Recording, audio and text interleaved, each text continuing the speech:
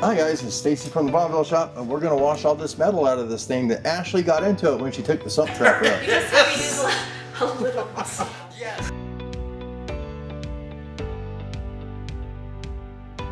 First thing we're going to end up doing is taking this cap back off again. This is what held the sump trap in place.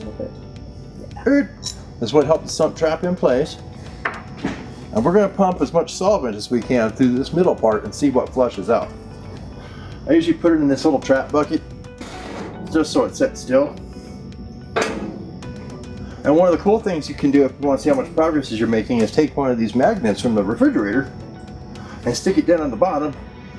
That way when stuff comes out, it'll get caught in the magnet instead of in your sump. But we should probably put the connecting rods in the solvent tank with it. Ta-da! We're not going to rebush them though, they look like they're in good shape. We are going to do new bottom end bearings, of course, because the old ones aren't even here.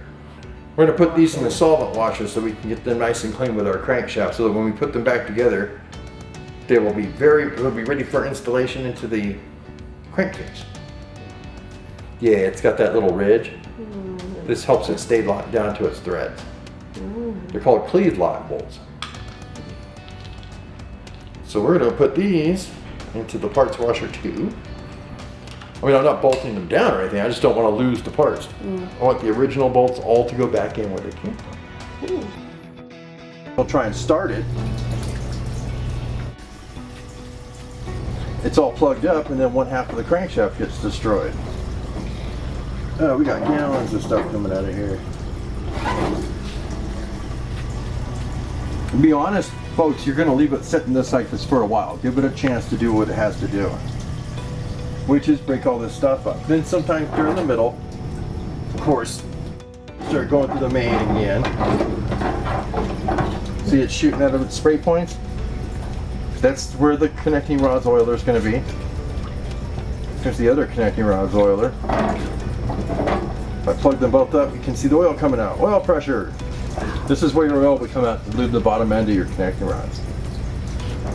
So we're going to let it run like that for a bit. I would actually let it run for probably 10-15 minutes like this just to get everything out of it.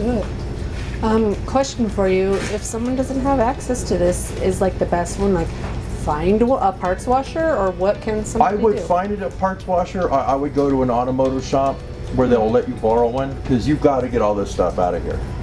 As bad as that trap was, it was bad. I'm just glad that nobody tried to run it like that. We got lucky. Otherwise, this would have been going to the machine shop and they'd turn these down and we'd have to use oversized bottom end bearings. But we don't now, because they're both 1.256, something like that. But they're within a thousandths of each other. Let's go back the other way again. Well, we're pulling it back out. We've let it run for about 10 minutes, 15.